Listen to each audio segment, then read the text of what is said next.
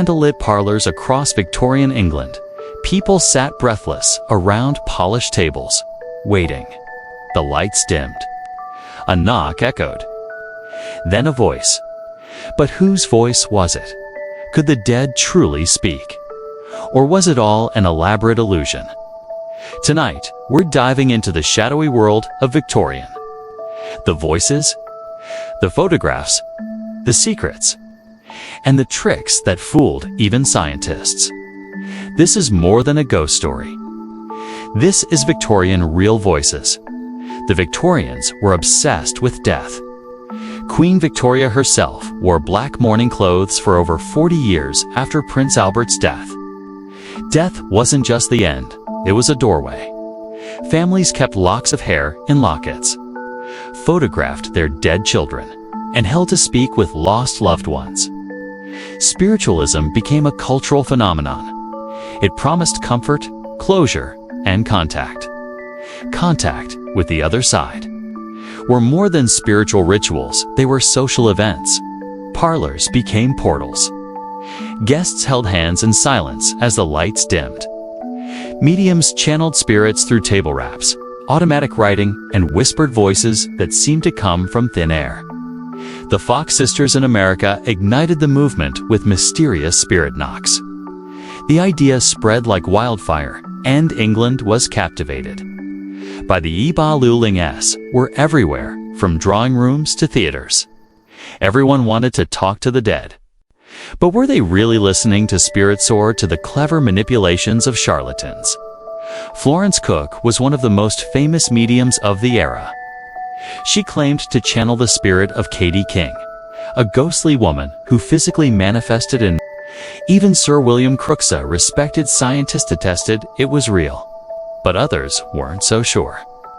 Daniel Dunlaw's home, another iconic figure, reportedly levitated in front of royalty. No wires, no tricks, or so they claimed. Then there was Eusapia Palladino, a fiery Italian medium. She summoned voices, moved tables, and attracted skeptics and believers alike. These mediums didn't just promise contact, they delivered performances that left people shaken. As grew more elaborate, so did the tools used to hear the dead. Enter the spirit trumpet, a hollow cone said to amplify ghostly voices. It would float in the dark, delivering whispers, groans, and names from beyond.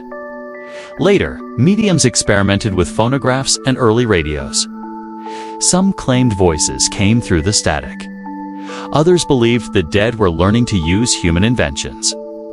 These were the roots of what we now call electronic voice phenomena, ghost voices caught on tape. But were these early sounds really from spirits or just clever showmanship? Not everyone was convinced. Harry Houdini, the famous escape artist, made it his mission to expose fake mediums. He attended, then replicated their effects on stage to show the public how easily they were fooled. He revealed hidden trumpets, sliding panels, secret assistants, and even recordings hidden under tables. But even Houdini admitted some cases were harder to explain. Were all mediums frauds? Or were a few actually hearing something? In 1898, 14 guests claimed to hear a child's voice singing a lullaby during a in Derbyshire. No child was present. The voice floated in the air, clear, mournful, haunting. The recording of the event, lost. The explanation, disputed to this day. Some attendees swore it changed their view of life and death forever. Others suspected ventriloquism, phonographs, or mass hypnosis. It raises the same question we still ask today.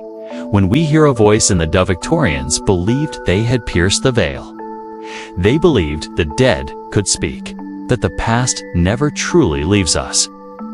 But belief is a powerful thing. It can blind us or guide us. So we ask you, were those voices real? Or were they just echoes of longing? Let us know what you believe in the comments.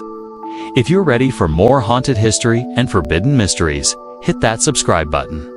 Because the next voice you hear might not be from the living dark.